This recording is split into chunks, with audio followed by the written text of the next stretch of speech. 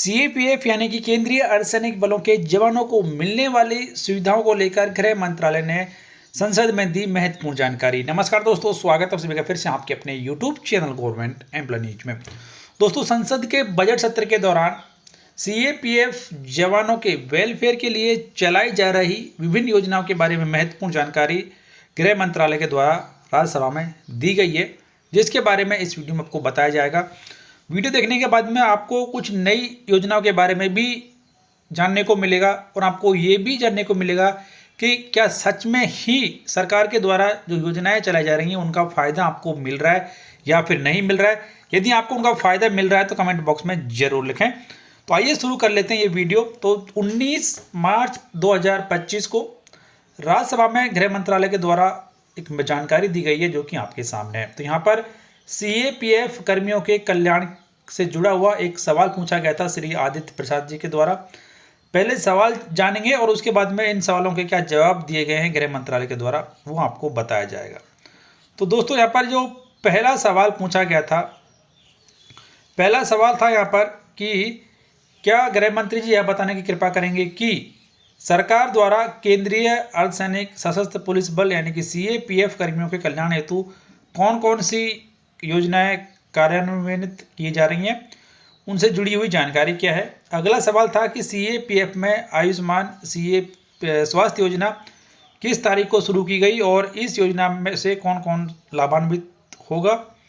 अंतिम सवाल यहाँ पर था कि वर्तमान में इस योजना के अंतर्गत कितने आयुष्मान सीएपीएफ कार्ड जारी किए गए हैं। तो दोस्तों, ये 3 महत्वपूर्ण सवाल, इन सभी सवालों के जवाब गृह मंत्रालय में राज्य मंत्री श्री नित्यानंद जी के द्वारा दिया गया, जो कि इस प्रकार है। केंद्रीय सशस्त्र पुलिस बल यानी कि सीएपीएफ कर्मियों के कल्याण के लिए सरकार द्वारा शुरू की गई विभिन्न योजनाओं और पहलों का विवरण अनुलग्न में दिया गया, यानी कि अलग से एक अनेक्शर यहाँ पर इंक्लूड की गई है, उसमें जानकारी दी गई जिसके बारे में आपको वीडियो में आगे बताया जाएगा। इसके बाद में यहाँ पर कहा गया कि सीएपीएफ बलों, असम राइफल्स, राष्ट्रीय सुरक्षा गार्ड और राष्ट्रीय आपदा मोचन बल के सेवारत कर्मियों और उनके आश्रितों को देश भर में पैनलबद्ध प्राइवेट और सरकारी अस्पतालों में कैशलेस और पेपरलेस चिकित्सा सुविधा प्रदान करने के लिए 23 जनवरी 2021 को एक पहल के रूप में आयुष्मान सीएपीएफ शुरू किया गया था और अब तक कुल 31,79,361 आयुष्मान सीएपीएफ कार्ड बनाए गए हैं। तो अब तक लगभग आप देख सकते हैं 42 लाख जवानों को सीएपीएफ आयुष्मान कार्ड जारी किए जा चुके हैं। तो ये जानकारी फिलहाल सरकार के द्वारा दी गई है। उसके बाद में अब यहाँ पर जान लेते हैं कि कौन कौन सी योजनाएं सरकार के द्वारा सीएपीएफ जवानों के वेलफेयर के लिए चलाई जा रही हैं। अब तक दी गई जानकारी आपको पसंद आई तो प्लीज़ वीडियो को लाइक जरूर करें, शेयर कर दें आपके दोस्तों के साथ, जिससे वो भी इस बड़ी अपडेट के बारे में जान सकें। तो यहाँ पर बताया गया कि भारत सरकार ने सीएपीएफ जवानों और उनके परिवारों के लिए कई कल्याणकारी योजनाएं शुरू की हैं और इन पहलों में वित्तीय सहायता, शैक्षणिक सहायता, आवास और पुनर्वास आदि सेवाएं शामिल हैं। तो इन सभी के बारे में सरकार के द्वारा काम किया गया है। पहला यहाँ पर बताया गया सीएपीएफ आयुष्मान योजना। तो यह भारत सरकार द्वारा आयुष्मान भारत प्रधानमंत्री जन आरोग्य योजना के तहत विशिष्ट रूप से सीएपीएफ के कर्मियों और उनके परिवारों के लिए शुरू की गई एक पहल है। यह पूरे भारत में पैनलबद्ध प्राइवेट और सरकारी अस्पतालों में कैशलेस और पेपरलेस चिकित्सा उपचार प्रदान करता है सीएपीएफ जवानों को। उसके बाद में आगे बताया गया नेक्स्ट जो स्कीम चलाई जा रही है, अनुग्रह राशि का भुगतान।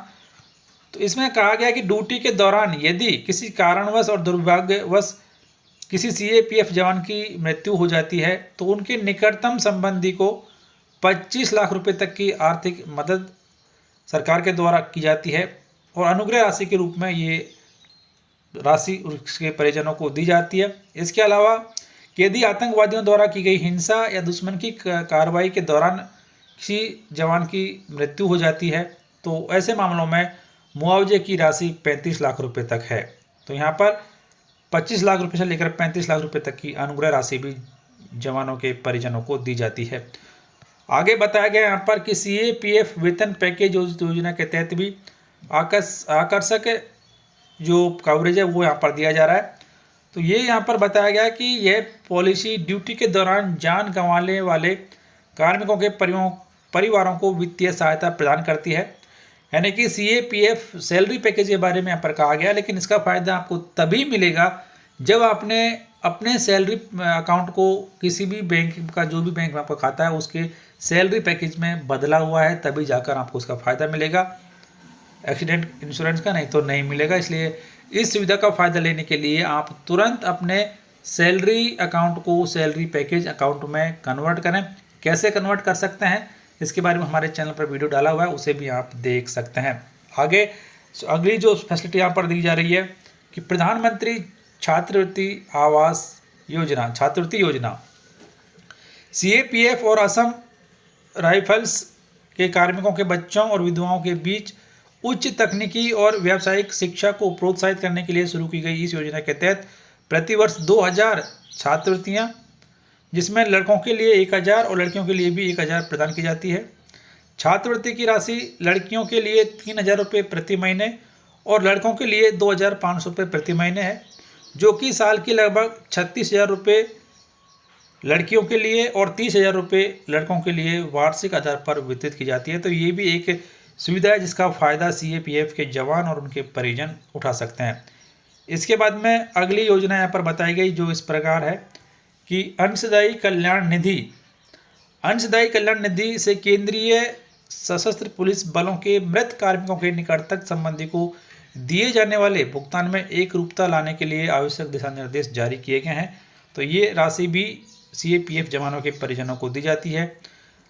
अगला यहाँ पर कि केंद्रीय सशस्त्र पुलिस बलों के बच्चों के लिए आरक्षण कोटा भी यहाँ पर सरकार के द्वारा निर्धारित किया गया है। तो CAPF और असम राइफल्स के सेवारत मृत कार्मिकों के बच्चों के लिए MBBS में 26 यानी कि 26 सीटें और BDS में 3 सीटें आरक्षित की गई हैं।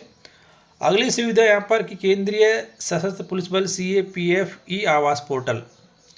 तो यह एक समर्पित ऑनलाइन पोर्टल है जो CAPF के कार्मिकों को आवासीय क्वार्टरों के लिए पंजीकरण और उनके आवंटन की सुविधा प्रदान करता है। यह पोर्टल आवासों के प्रतिधारण यानी कि रिटेंशन और नियमितीकरण जैसी सेवाएं भी प्रदान करता है। अगली योजना यहाँ पर कि कल्याण एवं पुनर्वास बोर्ड की शुरुआत भी सरकार के द्वारा की गई है। कल्याण एवं पुनर्वास बोर्ड की स्थापना मृत अथवा दिव्यांग कार्मिकों के निकटतम संबंधी सहित सेवानिवृत्त CAPF कार्मिकों और उनके परिवारों के कल्याण एवं पुनर्वास की देखरेख के लिए की गई है, जो देश भर में राज्य और जिला कल्याणकारी अधिकारियों के माध्यम से काम करता है। इसके अलावा CAPF पुनर्वास योजना की शुरुआत भी सरकार के द्वारा की हुई है। तो प्राइवेट सुरक्षा अभिकरण विनियम अधिनियम वेबसाइट को WRB वेबसाइट के साथ जोड़कर CAPF पुनर्वास योजना की शुरुआत सरकार के द्वारा की हुई है, जिसमें प्राइवेट सुरक्षा एजेंसियों में पुनः नियोजन हेतु PSARA वेबसाइट पर प्राइवेट सुरक्षा एजेंसियों को सेवानिवृत्त और इच्छुक पूर्व CAPF असम राइफल्स कार्मिकों का डेटा उपलब्ध कराया जाता है, जहां से CAPF जवानों को रिटायरमेंट के बाद में भी नौकरी मिल सकती है। इसके बाद में मेडिकल सुविधाएं भी उपलब्ध कराई जा रही हैं। यहाँ पर बताया कि CAPF के सेवानिवृत्त कर्मियों और उनके जीवन साथी को CGHS CMF अस्पतालों के माध्यम से चिकित्सा सुविधाएं भी दी जाती हैं। इसके अलावा उन्हें 1000 रुपये चिकित्सा भत्ता भी दिया जाता है। रिस्क और हार्ड से भत्ते भी जवानों को दिए जाते हैं। तो जम्मू कश्मीर तथा वामपंथी उग्रवाद प्रभावित जेलों में तैनात केंद्रीय सशस्त्र पुलिस बल के कार्मिकों को दिए जाने वाले मौजूदा रिस्क और हार्ड से भत्ते में भी सरकार के द्वारा बढ़ोतरी की गई है। तो इसके अलावा अन्य कुछ भत्ते हैं जो कि इस प्रकार हैं कि केंद्रीय पुलिस कल्याण भंडार KPKB, पूर्व में केंद्रीय पुलिस कैंटीन के रूप में जाने वाला यह है KPKB CAPF कार्मिकों को आपूर्तिकर्ताओं के साथ सीधी बातचीत के माध्यम से रियायती दरों पर गुणवत्तापूर्ण उत्पाद प्रदान करते हैं। यानी कि कैंटीन की सुविधा भी CAPF जवानों और उनके आश्रितों को दी जाती है। इसके अलावा उदारीकृत पेंशन अवार्ड यानी कि LPA और असाधारण पारिवारिक pension extra ordinary family pension भी दी जाती है। ऑपरेशन संबंधी जोखिम के कारण मृत अथवा दिव्यांग होने वाले CAPF कार्मिकों के परिवारों के लिए विशेष पेंशन योजनाएं तैयार की गई है। जो उनके आश्रितों के लिए वित्तीय सुरक्षा भी सुनिश्चित करती है। एक और नई योजना सरकार के द्वारा कि भारत के यह वीर गति प्राप्त करने वाले केंद्रीय अर्धसैनिक सशस्त्र पुलिस बल कार्मिकों के परिवारों की सहायता के लिए गृह मंत्रालय द्वारा की गई एक पहल है। यह पोर्टल नागरिकों को उन सैनिकों के परिवारों को वित्तीय सहायता प्रदान करने का अवसर प्रदान करना है जिन्होंने अपने कर्तव्यों का निर्वहन करते हुए अपने प्राणों की आहुति दी थी। तो उनके लिए भी भारत सरकार के द्वारा भारत के वीर नाम से एक पोर्टल चलाया जा रहा है, जहां पर एक आम नागरिक अपना योगदान इन शहीदों के लिए कर सकता है। तो ये कुछ ऐसी योजनाएं हैं, कल्याणकारी योजनाएं, जो कि केंद्र सरकार के द्वारा CAPF जवानों के लिए चलाई जा रही हैं। जानकारी आपको पसंद आई तो वीडियो को लाइक कर दें, शेयर करें आपके दोस्तों के साथ, और यदि इनमें से आपको कौन सी योजना का फायदा नहीं मिल रहा है वो आप कमेंट बॉक्स में लिखकर जरूर बताएं। तो फिलहाल इस वीडियो में इतना ही।